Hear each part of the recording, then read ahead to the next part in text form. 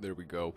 I just want to say thank you to everyone who is tuning in and watching this video. You could have been anywhere in the world, but you decided to be here with me, and I appreciate it. We got a lot to cover today, so I kind of want to go ahead and jump into this. First and foremost, taking a look here at the market capitalizations via coinmarketcap.com. Love this website.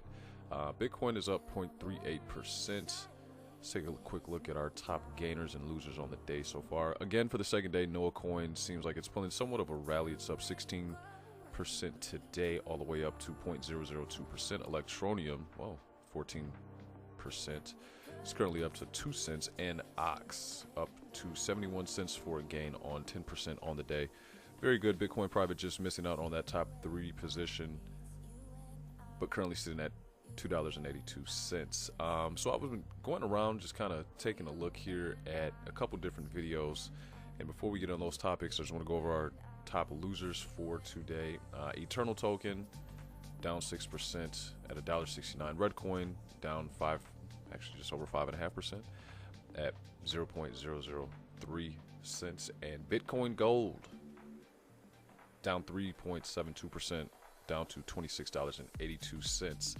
But yeah, kind of getting back into what I was saying, I was taking a look here at a few different, I guess, topics that were going on in the crypto world. And if you've been following crypto for a long time, it's no secret these are not the exciting times that cryptocurrency once had us all talking about. It's been, very stagnant, very, very static. The market, somewhat for Bitcoin anyway, has been trading sideways. And for anyone that doesn't understand what trading sideways means, let me see if I can do this for you. See if I can pull up a chart here. And it doesn't have to be anything spectacular. I just want to see if I can look at this here. Okay, so this is just a chart. Now on the chart you have price and you have time, right? So time, days, weeks, months, years. Okay, so you can see here over time the price of whatever this asset is, they're projecting it to go up to a certain peak and then come crashing down. Again, this isn't Bitcoin, it's just an example. Okay, so over as time goes on, the price of this, you can see, has been kind of trucking in an upward motion, especially once it got to like right here, and then afterwards it's kind of somewhat on the down. If you were to look at Bitcoin right now, yes, if you look at where it's been at in the last 5 years, sure, it's still up. But if you were to look at it more closer to time, let's say like a year, 6 months, a week, it's kind of been going sideways, where it doesn't really have a downtrend, doesn't really have an uptrend. It's just been kind of holding where it's at. So as time goes on, it doesn't really have any breakout action in terms of it going up or going down. It's just been going along. Okay, so anytime you hear someone say something is trading sideways, just know it hasn't had any significant price action going up or down. All right, so looking at this again, a lot of people want to know, when is the next bull market? When is it coming? And this was a pretty cool article I found on Blocknami. I actually like that name of that website, Blocknami. But something that I wanted to point out to folks is, keep in mind where we were just about a year ago. In a few weeks here, today is October 7th, so in a few weeks it's going to be December. Okay, I know we still have to get through November. I'm just simply saying in a few weeks it's going to be December. Now, where were we at in December? All-time highs. Bitcoin was at 20,000. A lot of your favorite altcoins were in, $1 a piece, maybe even $2 a piece. And a lot of these coins that have the power of the penny right now, where they cost 2/10 or 3/10 of a penny, those coins were 24 cents, 25 cents. Hell, look at Electronium. Look at what Tron was, right? 25 and 24 cents alike. The thing I want to keep in mind, or have people keep in mind, is, guys, we got this market, the hobbyists got this market to $500 billion without any major significant push. Think about that. Just the hobbyists alone pushed the market to $500 billion. So for everyone that's wondering when is the bull market coming, if you've been involved in crypto over the last year, you are the bull market. You just got shook, you got scared, and you sold your positions. And I get it. There were a lot of people who jumped in this thing thinking that, Bitcoin was going to be a get rich quick. I think pot stocks right now are having somewhat of the same effect in terms of people getting in and 2xing and 3xing. Hell, if you got in early enough, 1,000xing your initial investment. And I think that's somewhat the problem with investors, is we look for especially traders, you know, people want to be able to get rich quick, not understanding that this thing is a process and it needs to be respected. Okay. So if we look at this chart, here's kind of the psychology of a market cycle, right? So in December, we were here. In actual all honesty, I think we're here. And I'll tell you why I think we're here in just a moment. But the problem with a lot of traders and investors is, you know, folks don't know when we're actually at the top. We know when we're here, but we don't quite know when we're here. And the fact of the matter is, if a lot of people could understand when we're here, a lot of people would have sold, got out, got back in here, and then you would have had somewhat of a more traditional, I guess, growth pattern when it comes to specific types of investments. Because a lot of people had to get out here, and maybe even some got out here. When you get out in this area right here, it puts a lot of people off. When you get out here, it's not so bad, 'cause you're like, you know, whatever, I got out here. You see where the market goes, and you figure I'll get back in here. And then you don't have these long depressions, these long downward trends in the market. When you have these long downward trends in the market, it takes a specific type of trader or investor to kind of put money back into the market to say, you know what, things are going to be okay. You got a lot of folks here who are hurt. Crypto has hurt them, and they don't necessarily want to get back in because they're scared, and they don't want to actually relive the same scenario that happened basically all of 2018 with us being in a bear market. I don't know if anyone knew. Actually, I shouldn't say that. A few people who I listened to, a few articles that I read, they said, hey, this bear market is going to be a bear market. It's going to be a bear market for a very long time, and it turns out they were actually quite right. Personally, I think we're approaching the bottom, and I think we're approaching the bottom because when you get to a point when people who are in crypto start selling the crypto reserves that they had so that they can make ends meet or pay bills or put food on the table, that's people who are going into the reserves. And when you get into a reserves, like, that means the bear market is outlasting a lot of traders, it's outlasting a lot of investors, and that's when it's getting tough for people. So one of the more, let me pause this here for a second, one of the more prevalent people who is in the crypto space, Trayvon James, this is something that he had to say on a video he uploaded just a little while ago in terms of him having to sell crypto.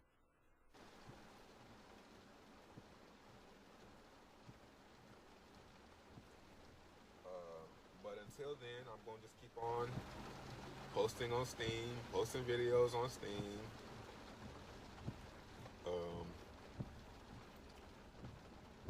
Basically mining Steam through proof of stake, and selling what I need to eat. So I think you heard it here where he said basically just selling what he needs to sell in order to be able to eat. Keep in mind, with the lending platforms going the way of the dodo bird, that took a lot of people's, I guess, revenue streams off the table, and it forced them to really kind of understand and become hip, knowledgeable of what crypto is and how to profit from it.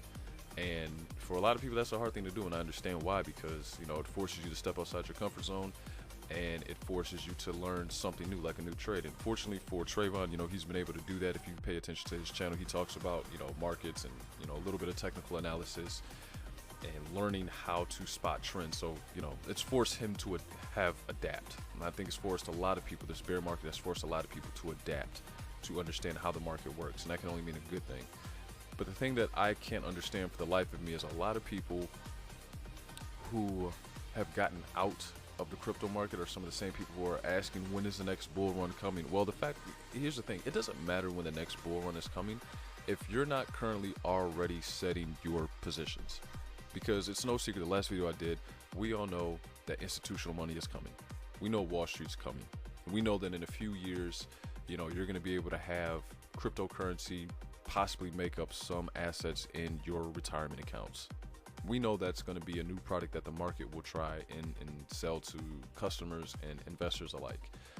So what I don't understand is, if we all know that this is coming and we only know it's a matter of time, why not buy the projects that you like right now? Because I can remember a time last December, January, when prices were at all-time highs and people were saying, oh man, if we could just get prices back down to where they were before the all-time highs hit, that would be such a good thing. If I had a time machine, I could just go back and buy the projects that I like. Well, congratulations, guys. The time machine is now. Like, that time is now.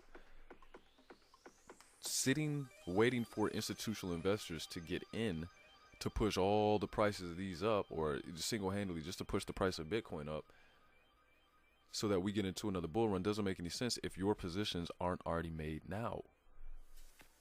The thing that I also don't understand is, again, like, we, without the help of institutional investors, push the market to all-time highs. Like I said, $500 billion. You are the bull market. So if you're asking when is the bull market going to come around, it's going to come back when you decide to get back in the game and start buying crypto again. Because without you, this thing, it just sits stagnant. It's static. It trades sideways. And for you to sit down and wait and hope, oh, when is the institutional investors going to get into Bitcoin again to push the price up? Well, that doesn't matter if you're not involved in it, if you don't already have a position taken out. Because we all know when the institutional funds, start to buy Bitcoin, Bitcoin is going to go up. And as Bitcoin goes up, all of the subsequent altcoins that fall under it are going to rise in price as well. I can remember a time when Dash was $1,500. If you would have told me back then that Dash was going to drop down to $180 and probably reach its all-time high again of $1,500 or so, if you've been looking at this, it's probably a good time to buy Dash, because right now it's just on a severe discount. All of these are on a severe discount. Personally, I think the next bull run will be made up of coins that actually have utility, not just speculation coins, but coins that actually have a use case. And if you have a project that has a use case, your coin is probably going to do fairly well, because you're going to get an incentive, and an additional bump. You're probably going to get listed on an exchange that's backed by the SEC if you're here in the States. That's basically the SEC giving your coin or your company the okay to sell that asset class on an exchange here in the United States. And as more people get into crypto and they don't necessarily have an idea of how it works, but they're going to be early adopters for when the SEC grants permission for many cryptocurrencies to operate here in the States, a lot of people are going to buy in at the low price. Again, when I first started getting involved with crypto, the only thing I was really buying was Bitcoin, and because I saw the potential, I liked what it stood for, and I thought it was going to be a good investment for the time. And a lot of people I was talking to, they were saying they were buying XRP, and they were buying XRP not because, or Ripple back then, not because they knew what Ripple was, but because its price differential in relation to how much Bitcoin was. So if that was the case from a small sample size, what do you think is going to happen when the masses get exposed to cryptocurrency? A lot of them are going to buy the coins that are cheaper. So you're going to get a bump from your coins going up simply because the price of Bitcoin has gone up, and because more people will look at the price of Bitcoin and say, that's probably a little bit too expensive for my blood. Let me go into one of these cheaper coins, or one of these coins that's a little bit more cost efficient, and buy those. This is just a little bit of understanding the psychology of how investors and investments work. Okay, one of the huge fan favorites right now is XRP, and if you like XRP, you like it probably because you understand the use case, or you probably like it because it's cost in relativity to Bitcoin and some other altcoins like Ethereum.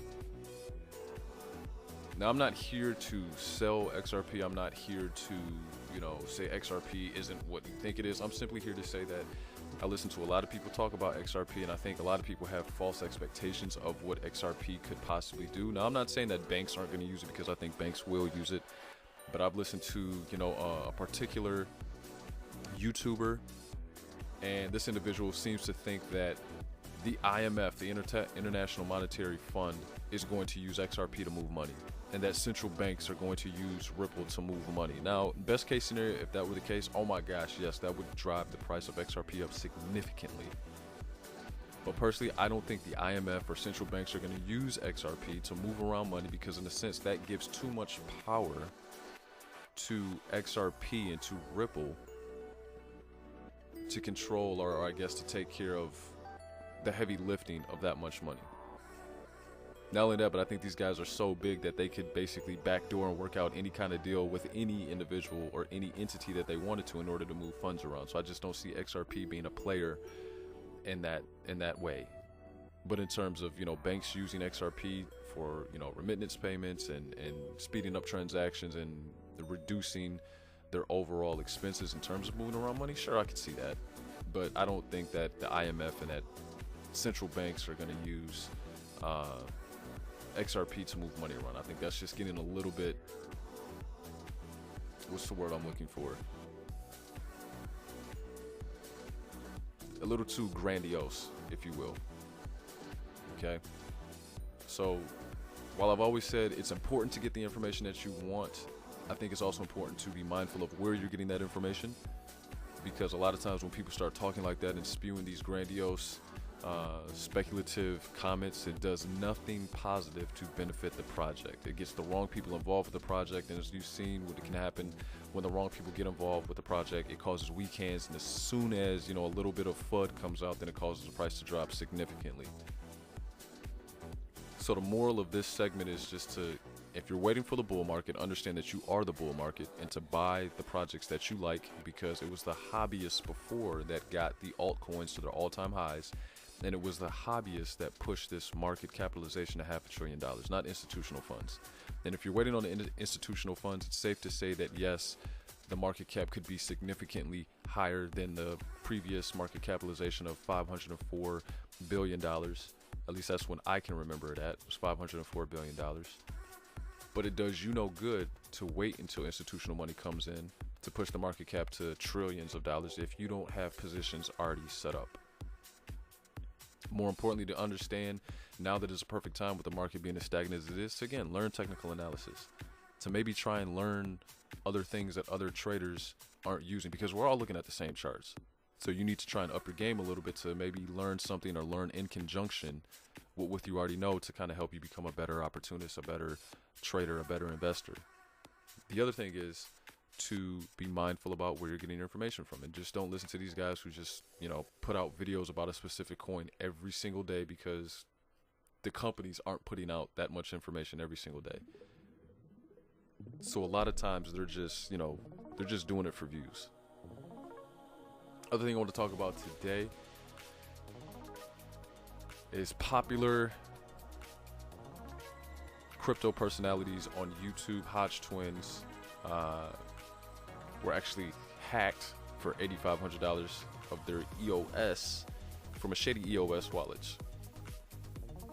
Kevin and Keith Hodge, popular crypto personalities on YouTube, crypto twins, had gone live with the video not too long ago, a couple days ago, maybe October 4th, October 5th, stating that, hey, they had lost a significant amount of EOS after downloading an application to their phones that they thought was legitimate, provided by EOS, only to find out that, hey, this was actually a phishing scam, that a developer had created a wallet that looked exactly like an EOS wallet and was tricking people like the crypto twins to deposit their EOS into this wallet, after saying that, you know, it wouldn't be safe to leave it on an exchange. And to that I agree.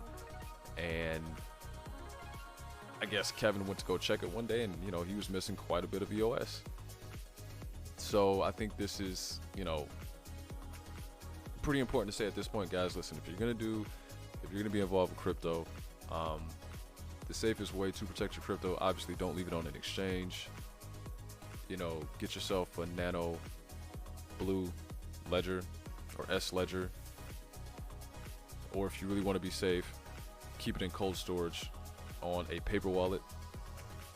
But definitely, if you're going to try and download an application onto your phone that you think is safe, keep in mind, be mindful of where this application is coming from, who the development is, and if they're a part of the actual project that you're buying into. Because with these prices being as low, I think savvy investors are saying, hey, you know, now's the perfect time to buy. Now's the perfect time to buy in droves. And if you need a place to store it, you definitely want to make sure you're storing it in a reputable wallet, because if not, you could lose significant piece of your investment storing it in a fraudulent wallet. So I hate it had to happen to the crypto twins. I actually like watching their channel. I think they're very comical, and, you know, they provide a much needed side to this crypto space that previously before wasn't represented. And that's, you know, the hobbyists, the guys who just want to have fun with it and, you know, get on camera and tell a couple jokes to make their communities laugh. And I think they do a great job of that. So again, crypto twins, I hate it hate that it had to happen to you guys, but there's a valuable lesson to be taken away from all this. Okay, so just to kind of wrap this video up, guys, again, I officially think that we have, you know, somewhat reached the bottom. I'm not going to say that, you know, the market's going to go down to this number because at the end of the day, like, we don't know. No one knows anything. No one knows when the market's going to go up. No one knows, you know, how far the bottom is going to go down. I personally think we're reaching a new low, as many people who are involved in crypto are now selling their crypto reserves to try and, you know, make ends meet, put food on the table, and meet their financial obligations. Like, that before is something that we hadn't really heard of, and now it's a very clear and apparent reality. Other than that, if you're going to be buying crypto, make sure that you take the appropriate measures to store it. Another takeaway from this video: if you're looking for the bull market, understand you are the bull market. It was the hobbyists who pushed the market to $500 billion, and it was the hobbyists who pushed the market, coins and altcoins, to all-time highs. And then if you're waiting on institutional funds to get involved, but you don't have your positions taken out, it's going to do you more harm than good. Take out your positions now, as coins are significantly cheap. Buy the projects that you like after doing your homework and your due diligence. Buy those coins and wait. I will say this though, a lot of people who were talking about crypto once before, they're not really talking about it now. Crypto Boss has deleted his channel. Craig Grant isn't really talking about crypto the way that he used to, or as enthusiastically as he used to. Trayvon James has gone out of his way to say, hey, you know, don't take my advice, this is just what I would do, because again, you know, a lot of liability has come down on people. Crypto Chick, or Crypto Girl, whatever her name was, she's taken off her channel. Crypto Nick, he's nowhere to be found. Aaron Singulaire, he's nowhere to be found. Like, a lot of people who were talking about crypto when the lending platforms were very plentiful are no longer talking about crypto. I think we now have the people who are adding insights to the market, such as Data Dash, myself, Trayvon James, even to a certain degree, Crypto Clover to a certain degree, Team Joy Rockets. I think these people are still around, and now we have a new suite of YouTubers who are looking to start talking about crypto, and you know, their channels are growing. Our channel is growing here. So if you haven't subscribed already, please do so. If you like this video, please give a thumbs up. If you didn't like the video, instead of leaving a thumbs down, tell us why you didn't like the video. And guys, any comments that you have in the comment section below, ask questions. I want to try and help out as much as I can to the best of my ability. Keep in mind that I'm not a financial advisor, nor do I play one on TV. I'm just taking the information that I have and giving it to you guys the best way that I can. I'm just simply sharing the information and sharing my insights. You should never make investment decisions without doing your own due diligence and making sure that it's what's best going to support you and your needs. Till then, guys, this has been Crypto Glenn, and I'm signing out. I appreciate you guys for joining me for another video. I appreciate it. Peace.